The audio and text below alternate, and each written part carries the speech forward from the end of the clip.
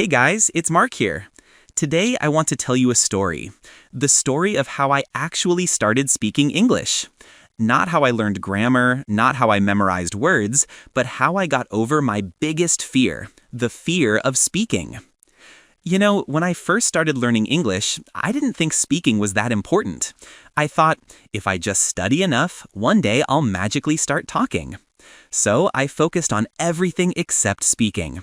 I watched YouTube videos, listened to podcasts, read articles, and wrote pages of notes every day. My grammar was fine, my vocabulary was growing, and I could understand a lot. But when it came to actually talking, something strange happened. My brain just froze. I remember one time I met a tourist in my city. He looked lost, standing with a map near the bus station. I felt excited because I thought, okay, Mark, this is it. It's time to use your English. So I walked up to him, smiled, and said, "Can I help you?" He looked so happy and said something like, "Oh, thank you. I'm trying to find the Central Museum. Is it far from here?" But then, my brain completely shut down. I understood the words, but they were spinning in my head like crazy. I opened my mouth to answer, but nothing came out, just silence. I stood there, staring at him like a broken robot.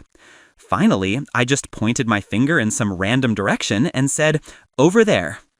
He thanked me and walked away, and I stood there feeling so embarrassed. That moment stayed with me for days. I kept replaying it in my mind, thinking, why couldn't I just speak normally? I knew the words. After that day, I avoided speaking English for a while. Even in class, when the teacher asked a question, I looked down at my notebook and pretended to be busy. I was scared to sound stupid, scared that people would laugh, scared that I'd say something wrong. The funny thing is, nobody was judging me. It was all in my head. But that fear was real. It controlled me. One evening, I was watching a video from a language coach. He said something simple but powerful. You can't learn to speak if you don't speak, just like you can't learn to swim if you never get in the water. That sentence hit me hard. I paused the video and just sat there thinking. I had spent months reading about English, writing about English, listening to English, but I had almost never spoken it. I realized I was afraid to do the one thing that actually mattered. So I made a promise to myself. From tomorrow, I will speak English every single day. Even if it's just one sentence, even if I talk to myself, I'll do it. The next day, I started small. I woke up, looked in the mirror, and said out loud, "Good morning, Mark. Today is a great day." I felt stupid at first, talking to myself in English, but it was kind of funny too. Then I started describing things around me. This is my cup. It's full of coffee. The coffee is hot. I talked about my day, my plans, my thoughts, everything. After a week, I noticed something. Speaking English didn't feel scary anymore. It still wasn't easy, but I was starting to enjoy it. It felt like I was building a bridge between my thoughts and my words. That was the beginning of a real change. But I didn't know then that the hardest part was still ahead, speaking to real people again. And that's what I'll tell you about in part 2, the turning point. Hey guys, it's Mark again. Last time I told you how I decided to finally start speaking English, even if it was just to myself. And honestly, that small decision changed everything. Because when I started talking every day, I began to feel the language, not just study it. At first, I only spoke to myself. I described what I was doing. I'm making breakfast. I'm going to the shop. I'm tired today. It felt silly sometimes, but I kept going.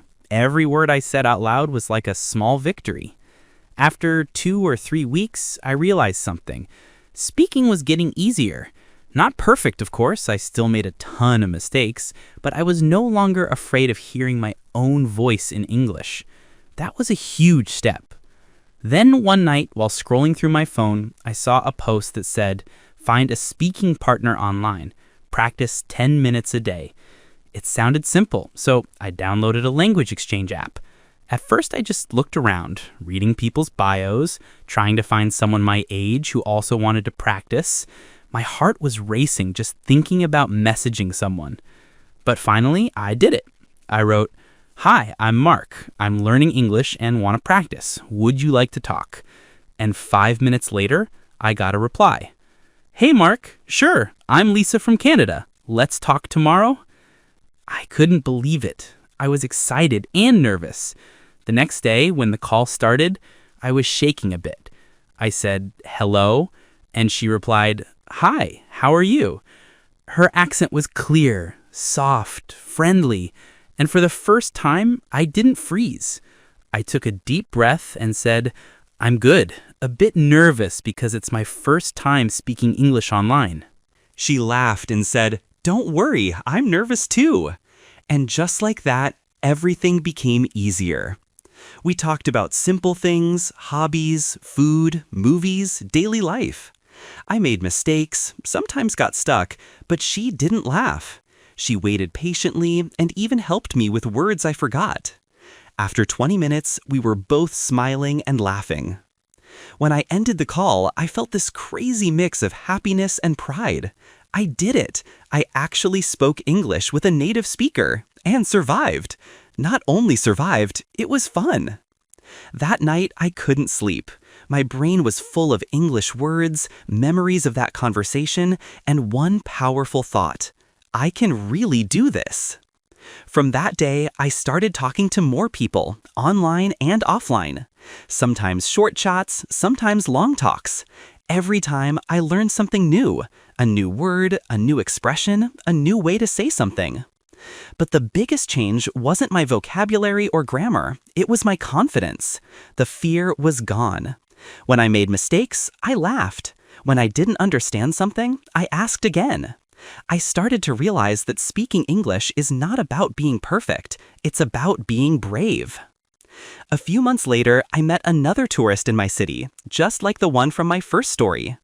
This time, he asked, "Hey, do you know where the museum is?" And without thinking, I answered naturally.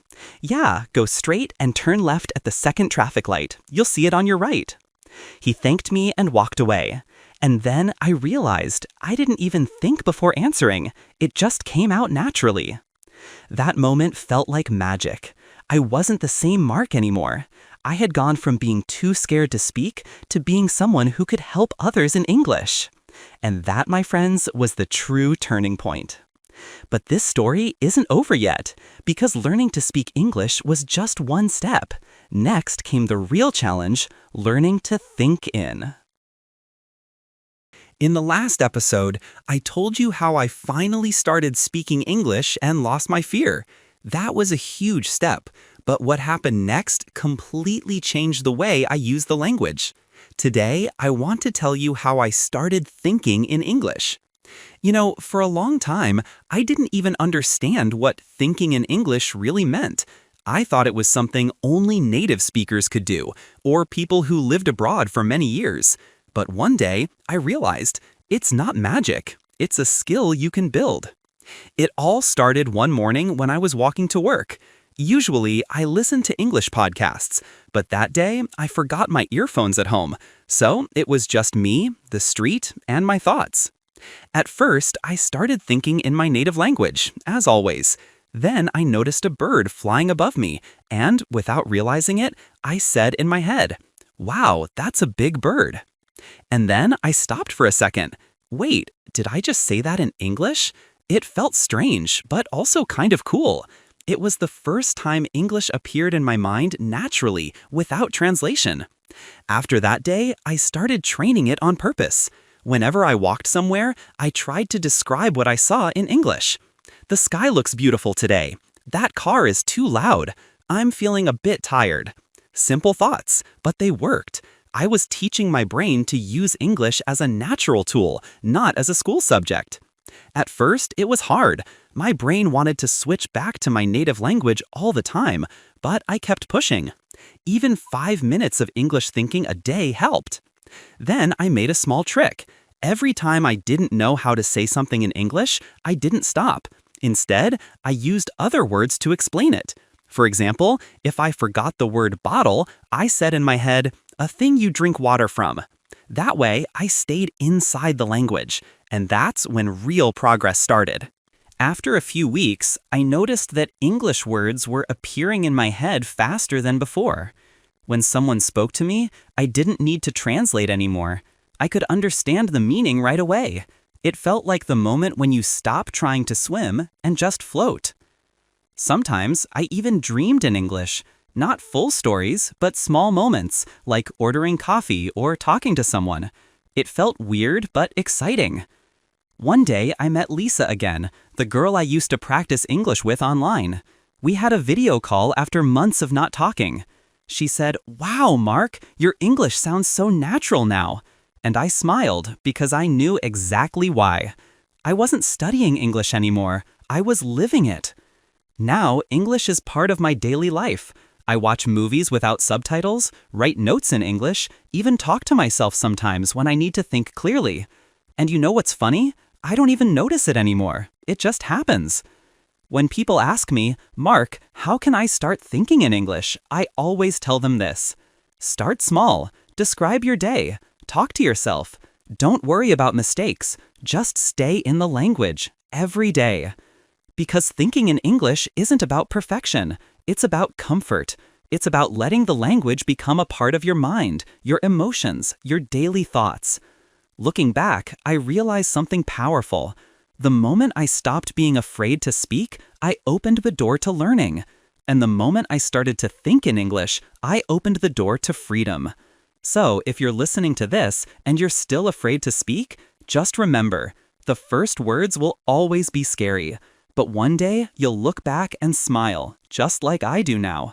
Because it's not about speaking perfect English, it's about being brave enough to start.